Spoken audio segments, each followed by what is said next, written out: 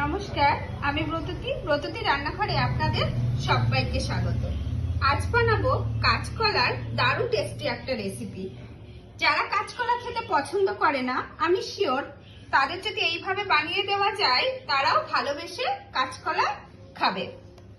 তো বন্ধুরা, চলো দেখে নেওয়া যাক কিভাবে এটা বানায়। আর আমার এই রেসিপিটা যদি ভালো লেগে থাকে অবশ্যই লাইক করো, কমেন্ট করো, আর নতুন বন্ধু হলে আমার চ্যানেলটাকে সাবস্ক্রাইব করে পাশে থাকার অনুরোধ রইল। প্রথমে আমি কাঁচকলার খোসা ছাড়িয়ে নিয়ে একটু গ্রেট করে নেব। কলার খোসাগুলো আমি ছাড়িয়ে নিয়েছি, এবার ঠিক এইভাবে আমি গ্রেট করে নেব।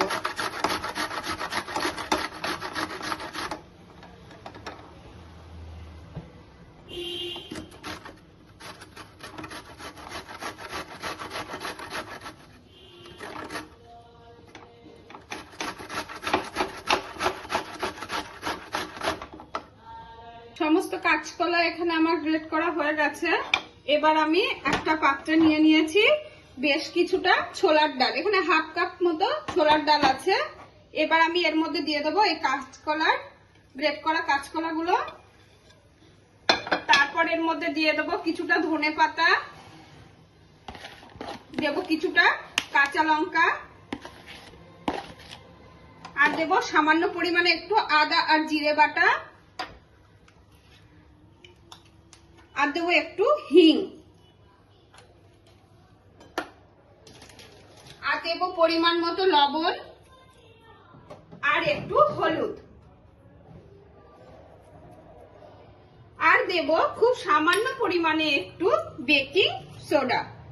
এটা দিলে কিন্তু বেকিং সোডাটা দেওয়ার জন্য এটা খুব সফট হবে আর খেতে আরো বেশি ভালো লাগবে। দিয়ে এটা খুব ভালোভাবে এবার আমি মাখিয়ে নেব। আমার মিশ্রণটা মাখানো হয়ে গেছে। এবার আমি একটা পাত্রে এরকম করে রেখেছি, এটা এবার একটু ভাপিয়ে নেব। তোমরা চাইলে এটা গ্যাসের উনুনেও করতে পারো, একটা টিফিন কৌটোর মধ্যে দিয়ে। আমি আজকে এটা মাইক্রোওভেনে দিয়েই করব। আমার এটা ভাপানো হয়ে গেছে। এবার আমি এটা ঠান্ডা করে একটু পিস পিস করে কেটে নেব। আমি ঠিক এইভাবে কেটে নিয়েছি। এবার এখানে একটা কড়াইতে তেল গরম করে আমি এইগুলো লাল করে ভেজে নেব।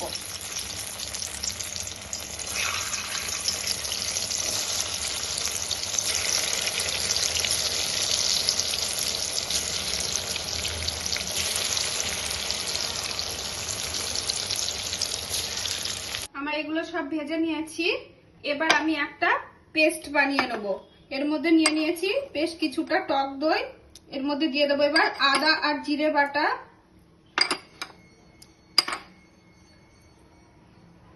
আর দেবো একটু 1 চামচ কারি পাউডার,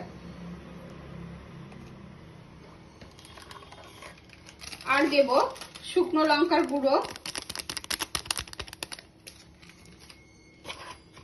দিয়ে এটা খুব ভালোভাবে এবার মিশিয়ে নেব। এবার ধোকা ভাজার যে তেলটা ছিল তার মধ্যে আমি দিয়ে দেব ফোড়ন, জিরে, শুকনো লঙ্কা, গোটা গরম মশলা আর তেজপাতা।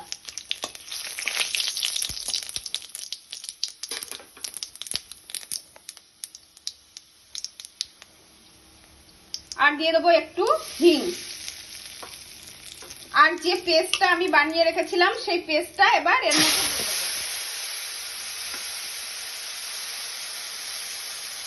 দিয়ে খুব ভালোভাবে এটা এবার কষিয়ে নেব। মশলাটা কষানো হয়ে গেছে। এবার এর মধ্যে আমি দিয়ে দেবো একটু হলুদ গুঁড়ো, লবণ আর একটু চিনি। যেহেতু নিরামিষ রান্না, একটু মিষ্টি না দিলে খেতে ভালো লাগে না। তবে কারোর যদি মিষ্টি খেতে অসুবিধা হয় তাহলে এটা স্কিপ করতে পারে। এবার একটু মিশিয়ে নিয়ে আমি এর মধ্যে দিয়ে দেবো জল।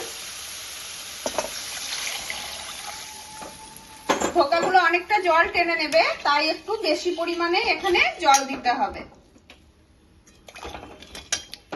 আমার ঝোলটা ফুটে গেছে। এবার দিয়ে দেবো এর মধ্যে ওই ধোকাগুলো, দিয়ে এটা 5 মিনিট মতো একটু রান্না হতে দেব। আমার ধোকাগুলো খুব ভালোভাবে সিদ্ধ হয়ে গেছে। এবার আমি এর মধ্যে দিয়ে দেবো একটু গরম মশলা, আর দেবো একটু ঘি।